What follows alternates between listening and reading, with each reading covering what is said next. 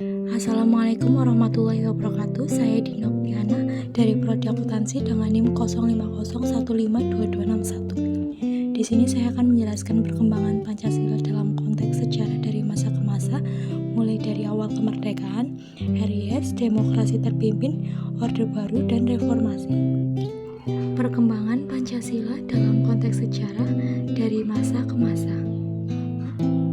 Masa awal kemerdekaan 1945 sampai 1950. Pada masa ini Pancasila menjadi dasar negara yang disepakati.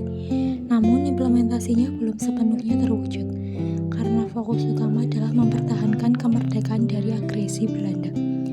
Perdebatan mengenai interpretasi dan aplikasi Pancasila mulai muncul, terutama terkait dengan peran agama dan ideologi lain dalam negara. Meskipun demikian, Pancasila tetap menjadi landasan persatuan dalam menghadapi ancaman eksternal.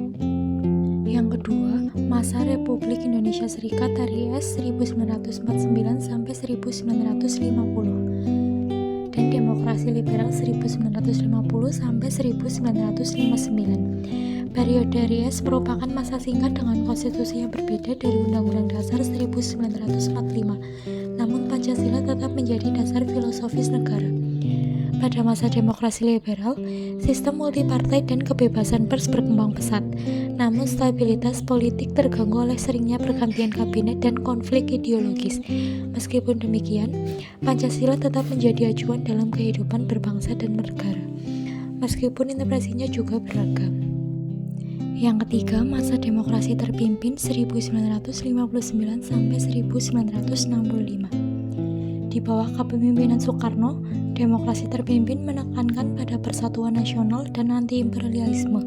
Interpretasi Pancasila pada masa ini cenderung dipolitisasi dan disinkretiskan dengan ideologi nasakom, nasionalisme, agama, dan komunisme.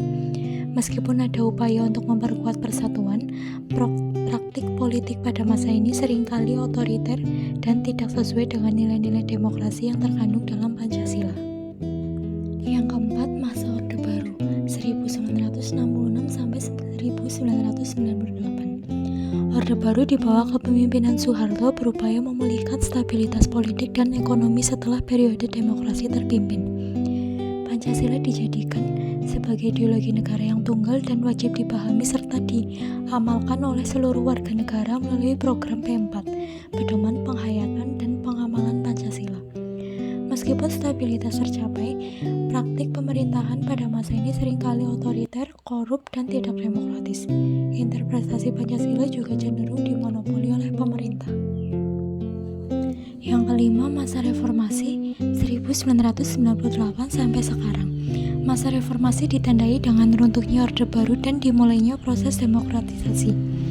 Pancasila kembali menjadi fokus perdebatan dan reinterpretasi. Upaya dilakukan untuk mengembalikan Pancasila sebagai dasar negara yang inklusif dan relevan dengan tantangan zaman.